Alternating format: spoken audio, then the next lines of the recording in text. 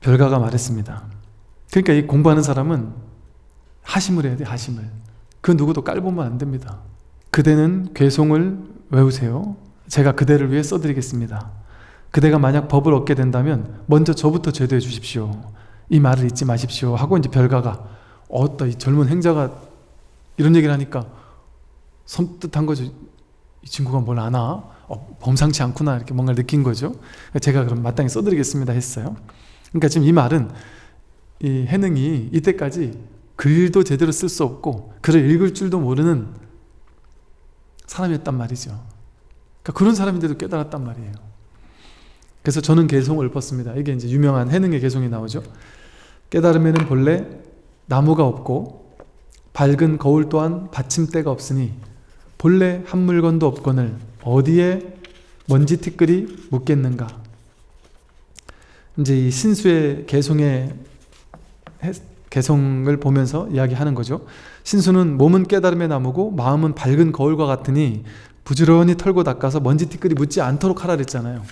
이건 이제 여기서 저기로 가는 저 깨달음의 길로 가려면 여기서 열심히 갈고 닦아서 저까지 가야 된다. 이 둘로 나뉘는 방편의 얘기를 하고 있단 말이에요. 이 신수 스님의 말씀도 틀린 말이 아니에요. 수많은 방편은 전부 다 이렇게 여기서 저기로 가는 걸 얘기를 하고 있으니까 틀린 말이라는 게 아니에요. 그리고 심지어는 깨달았다 하더라도 중생들을 위한 방편으로는 이런 얘기 할 수도 있죠. 그런데 지금 이 자리는 지금 중생들에 대한 방편을 시로 쓰라고 했던 얘기가 아니라 자신의 법을 드러내 보이라 했는데 이걸 써놓으니까 이 자리에서 이걸 쓴 것은 이제 허물이 있는 거죠. 그 해능은 깨달음에는 본래 깨달음이라고 할 만한 게 없어요. 깨달음의 나무라고 할 만한 게 따로 없다. 밝은 거울 동안 받침대가 따로 없다. 밝은 거울, 이 마음은 거울과 같지만 거울을 받치는 받침대 같은 거 따로 없고 거울이라는 뭔가 어떤 형상과 모양 있는 뭔가가 따로 있는 뭔가가 아니다. 그래서 본래 무일물, 본래 한 물건도 없거늘, 이 유명한 본래 무일물이라는 말이 나와요. 본래 한 물건도 없다. 전부 다 텅 비어 공할 뿐이지 무엇을 잡을 게 있느냐. 깨달음이라는 한 물건도 없단 말이에요. 이 일체 무일물, 본래 무일물이라는 이 말이 깨달음이라는 한 물건도 없다는 소리를 하고 있는 거예요. 선에서는 깨달음을 방편으로 얘기하지만 소를 보고 소를 확인하고 소를 키운다 하는 방편을 중간에 시부도 중간에 소를 등장시켰단 말이에요. 나중에 가면 소도 사라지고 나도 사라지듯이 본성, 자성, 본래 면목이라는 것을 임시로 방편으로 임시로 상정했지만 그 또한 본래 무일물이란 말이에요. 갈고 닦아서 갈 곳이 없단 말이에요. 내가 저쪽으로 가려고 하면 그 자리까지, 그 일물까지 내가 쫓아가야 되잖아요. 근데 거기 갈 자리가 없어요. 한 물건도 없으니까. 부처가 거기 있으면은 그 부처로 향해서 가야 되겠지만 한 물건도 없는데 어디를 가요? 움직일 곳이 없단 말이죠. 지금 이 자리가 그 자리니까. 어디에 먼지 티끌이 묻겠는가? 먼지 티끌이 묻었지만 묻은 바가 없어요. 자기 허망한 망상 속에서 먼지 티끌이 묻었다라고 망상을 일으키고 그 속에 스스로 그냥 묶이는 것뿐이에요. 자기가 자기를 묶은 것뿐이에요. 그것도 허상으로 허망한 착각 속에서 자기가 자기를 묶은 것일 뿐이다. 그런데도 어떤 사람들은 선불교는 이렇게 한 물건 한 물건을 이렇게 한다. 한 물건이라는 어떤 한 물건이 왔는고 뭐 이러잖아요. 한 물건. 자기 마음, 법, 본래 면목, 주인공 이걸 한 물건, 자성, 본성, 불성, 열애장 뭐 이런 식으로 쓰니까 그런 뭔가가 따로 있다라고 내세우는 줄 안단 말이에요. 사람들이. 이 선불교나 대승불교를 오해하는 사람들이, 초기 불교를 하는 사람들 중에 일부는 선불교는 자꾸 주인공을 내세운다. 불교는 무한데 어떻게 주인공을 내세울 수 있느냐 이렇게 얘기한단 말이에요.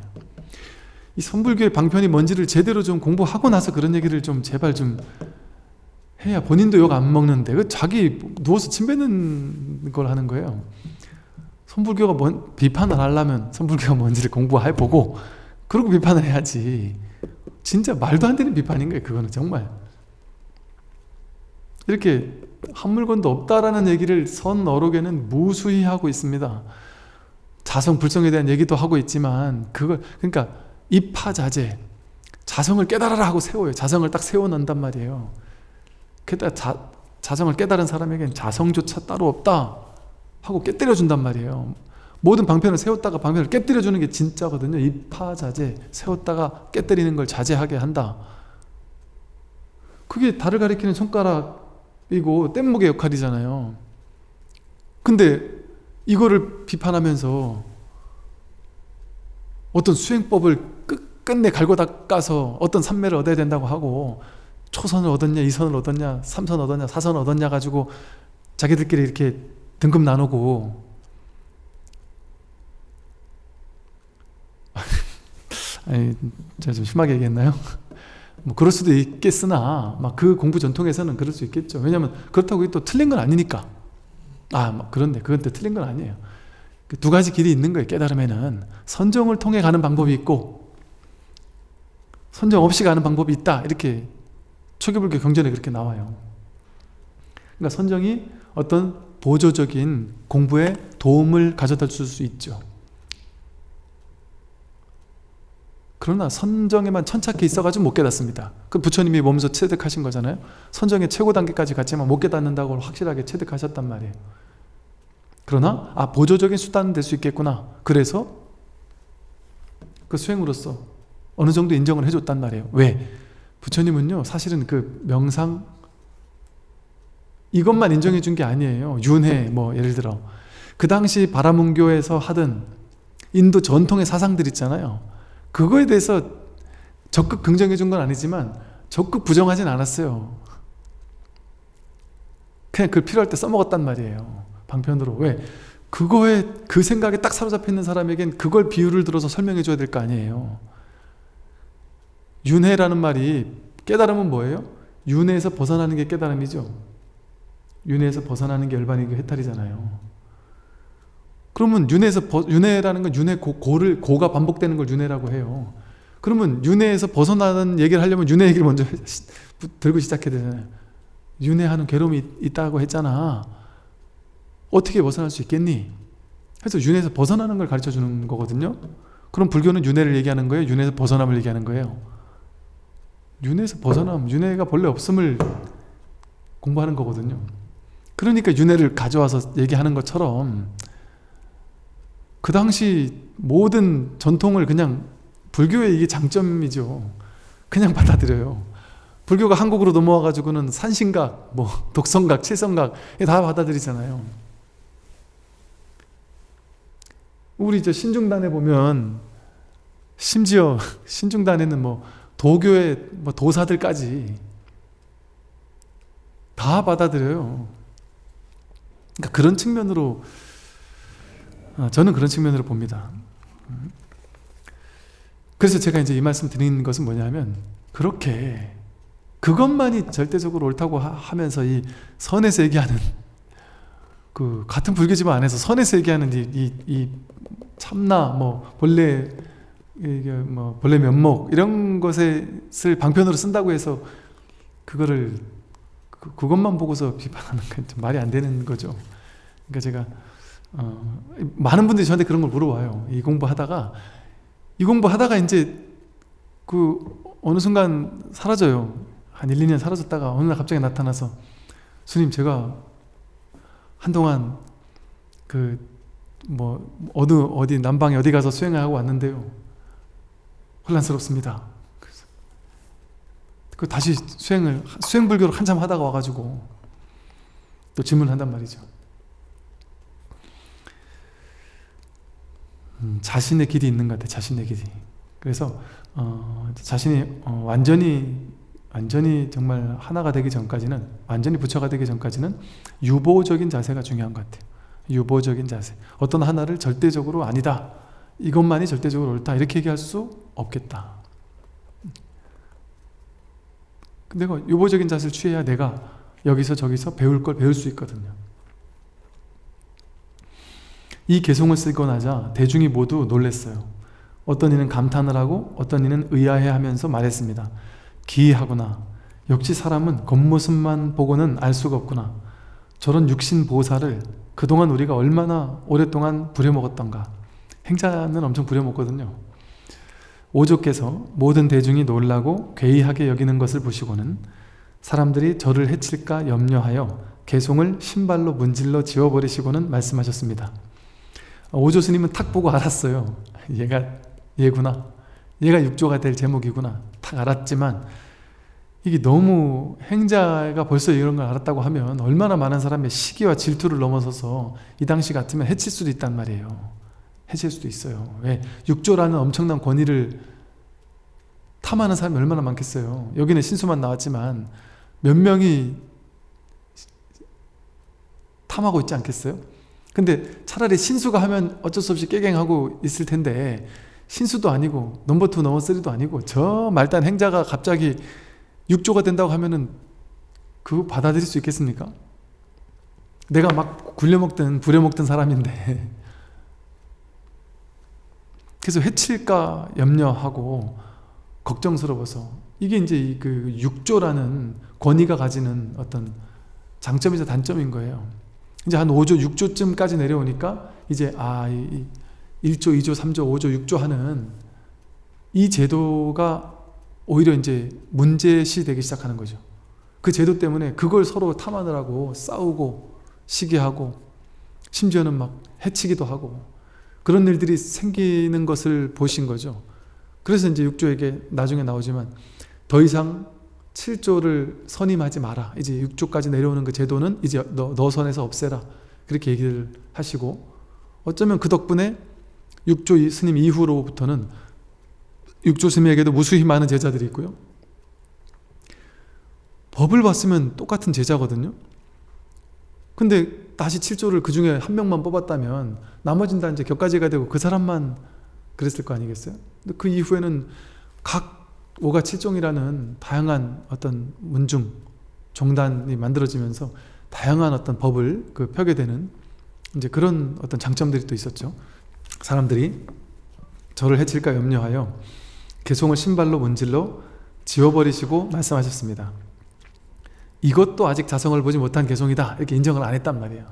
이렇게 인정을 안 해야 딴 사람들이 이것도 아니었구나. 그냥 그럴듯해 보이는 거였지 아니었구나 하고 이제 안심하라고 이렇게. 이제 이게 아마 스승의 그 지혜인 것 같아요. 스승의 지혜. 스승이 보면 아까 신수 스님이 개송이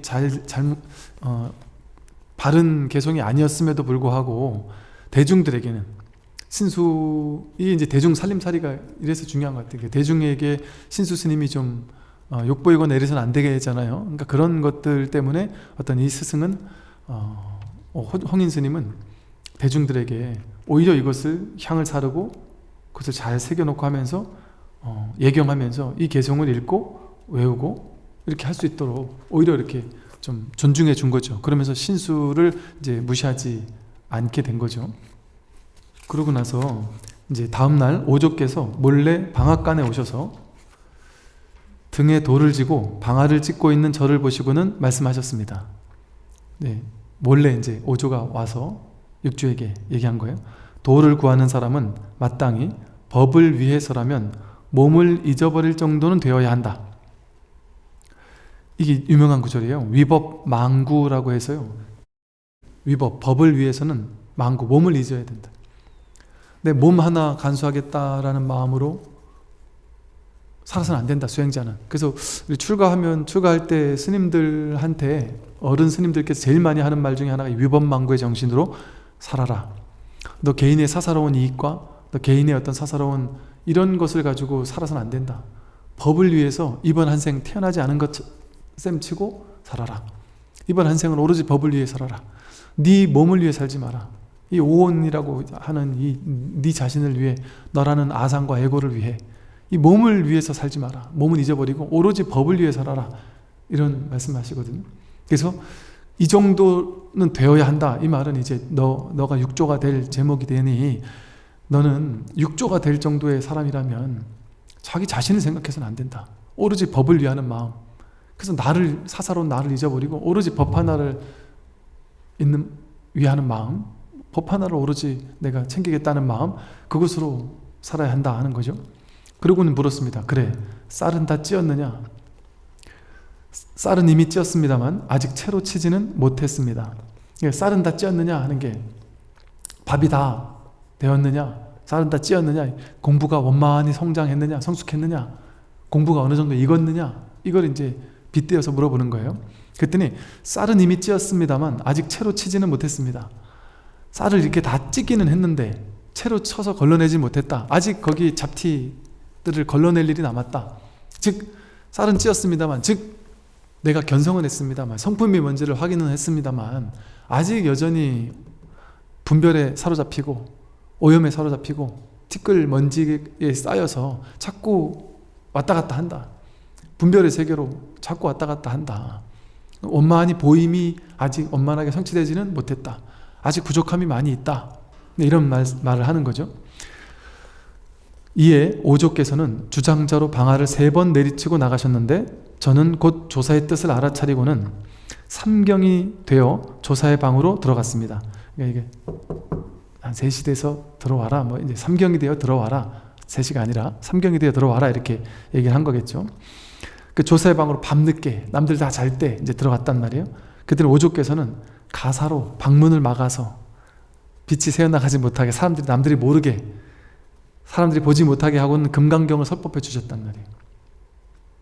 그러니까 참 이럴 수밖에 없는 그 당시 시대적인 상황이 안타깝기도 하고, 또 이 스승의 이 자비스러움이 참 감동스럽죠. 이렇게까지 해서라도 제자를 원만히 보임을 시켜주기 위해서 어떻게 보임을 해야 하는지를 이 금강경이라는 경전을 통해서 그런 얘기를 하죠. 그 금강경이라는 경전은 깨닫는 경전이 아니라 깨달음 이후에 보임을 원만히 성장하게 하는 경전이다, 이런 말을 하죠.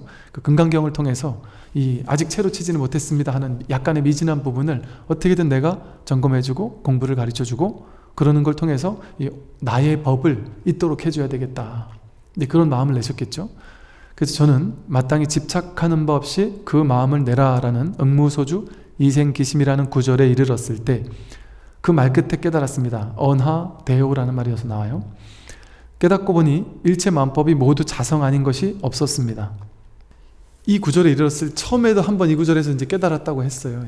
이게 처음에 한번 딱 깨달았는데 일별을 했다, 이런 표현을 할 수 있겠죠.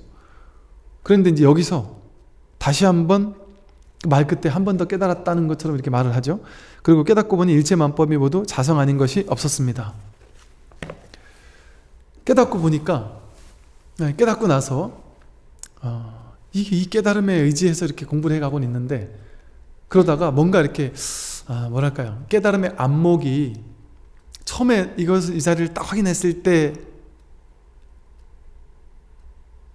이후에 공부를 꾸준히 하다 보면 이 나도 모르게 이게 2번, 또 한 번, 뭐 또 한 번 안목이 확 달라지는 때가 있어요. 또 이걸 어떻게 또 따르게 보면은 이게 깨달았다고 할 만한 어떤 체험적으로 올 때가 있기도 하고, 혹은 이건 어떤 우리가 감정적인 어떤 체험이라고 할 만한 어떤 감정적인 뭐 이런 걸 동반하진 않더라도 뭔가 안목이 또 한 번 달라진다 할까, 이러는 때가 있을 수 있단 말이에요. 그리고 조금 더 선명해지는 때랄까, 아까 제가 말씀드린 것처럼 처음에 이 자리를 확인하고 나서 자꾸 없어지는 것 같고 자꾸 희미해지는 것 같고, 그러니까 처음에는 자꾸 없어지는 것 같은가, 자꾸 없어지는 것 같으면 이렇게 자꾸 두들겨 보고 자기 몸을 이렇게 탁탁 쳐보고 뺨도 때려보고, 여기 이렇게 확실하잖아, 이렇게 자꾸 확인을 해야 되는, 그럼 자꾸 이 자리로 돌아오는, 이 법의 자리로 다시 돌아오는 이런 식의 어떤 시간들을 보낸단 말이죠. 근데 이제 더 이상 이제 그럴 필요가 없어지는 때가 온단 말이죠. 그게 필요가 없었구나, 희미해지는 것 같아 하는 이게 바로 법인데, 이게 법이 선명한 것인데, 이렇게 내가 딱딱 두드리려고 마음을 내는 그것부터가 벌써 먼저 법이 드러나 있는데, 굳이 뭐 내가 이렇게 딱 쳐보고 나서야 법이 드러날 일이 있나. 조금 더 명백하게 뭐랄까 확실해진달까, 막 그런 어떤 깨달음이 있었던 것 같아요. 그러고 났더니 이제 보다 이제 확실하고 뭐랄까 좀 더 선명하게 딱 깨달았던 것 같아요. 그러고 났더니 이제 그리하여 오죽게 말씀드렸습니다. 조금 더 이제 확실하구나 싶은 이제 자신의 법의 안목을 드러내는 말을 하게 되죠. 이게 되게 유명한 말씀이에요. 이토록 자성이 본래 청정함을 어찌 기대나 했겠습니까? 본자 청정, 본래 스스로 청정했음을 어찌 기대나 했겠습니까? 본래부터 청정했군요, 스님. 단 한순간 청정하지 않은 적이 없었군요. 일체 만중생 모두가 본래 청정했네요. 제가 어리석었을 그 순간에조차 본래 청정했었네요. 내가 다만 그걸 몰랐을 뿐이지 이렇게 본래 청정했을 줄을, 이 삼라만상 전부가 그대로 청정했는 그대로 불국토였음을 내가 어찌 이럴 수가 있었겠습니까 하고 이제 감탄하는 거죠. 또 자성은 본래부터 생멸한 바가 없음을 어찌 알았겠습니까? 자성은 불생불멸법이라 본래 생멸할 수가 없다라는 것을, 이거는 생겨나고 사라지는 것이 아니라는 사실을 어찌 내가 알았겠습니까? 자성이 본래 구족되어 있음을 어찌 기대나 했겠습니까? 자성이 모두에게, 일체 모든 중생에게 완벽하게 구족되어 있구나. 뭐 하나 부족함이 없구나. 뭐 하나 부족함 없어요. 부족함 없이 구족되어 있습니다. 자성이 본래 동요함이 없음을 어찌 알았겠습니까? 자성은 본래 한치도 흔들림이 없어요. 요동침이 없고 동요함이 없습니다. 경계 따라 막 이리 휘둘리고 저리 휘둘리고 이러는 일이 없다. 자성은 분별심이 이리 휘둘리고 저리 휘둘리고 이리 끌려가고 저리 끌려가고 할 뿐이지, 이 본래 근원의 자리는 그렇게 요동치고 동요하고 흔들리고 걸리고 막히고 할 일이 없다. 자성이 능히 세상 만법을 만들어냈다는 것을 어찌 기대나 했겠습니까? 우리 어머니 아버지가 나를 태어나게 해준 게 아니라, 마하라지가 이런 얘기를 했나요? 어머니 아버지가 너를 태어나게 한 게 아니라 너가 너희 어머니 아버지를 태어나게 했다, 이런 표현을 썼거든요. 세상에 내가 태어난 게 아니라, 여기 보세요, 자성이 능히 만법을 태어나게 했다라는 것을 어찌 기대나 했겠습니까? 자성이, 여러분 마음이, 본래 마음이 능생만법, 자성 능생만법, 능히 만법을 태어나겠어요. 만법을 생하게 만들었어요. 그럼 마음을 떠나서 세상이 어디 있고 우주가 어디 있고 저 사람이 어디 있고 아버지가 어디 있고 어머니가 어디 있어요. 이 세상 모든 것이 있으려면 먼저 내 마음이 먼저 있어야 되잖아요. 자성이 일체 삼라만상을 만들었습니다. 욕계, 색계, 무색계를 내가 만들었어요. 내 자성이 만들었어요. 자기 안에 욕계, 색계, 무색계가 나오고 세계 삼라만상 우주가 나오고 한국, 미국이 나오고 모든 일체의 중생들이 전부 다 자성 안에서 왔다 가는 거예요. 나는 왔다 가는 존재가 아니라 그 왔다 가는 모든 것들의 배경이 되고 바탕이 되는 그 본자 청정한 그 본성이 바로 나지. 그 허공과도 같이 그 모든 것을 감싸고 있고 아우르고 있고 그 모든 것을 오게 하고 가게 하는 그 모든 것이 이 내 마음 위에서 왔다 가는 파도와 같거든. 파도와 같다는 건 뭐예요? 파도가 생긴 건 다 다르지만 파도가 그대로 바다거든요. 이 모든 게 내 안에서 나왔고 이 모든 게 그대로 나 자신이에요. 모든 게 법이에요. 어떤 보살님은 그러시대요. 이게 컵이 아니라 법이에요. 이 소리에서 소식이 확 왔다고.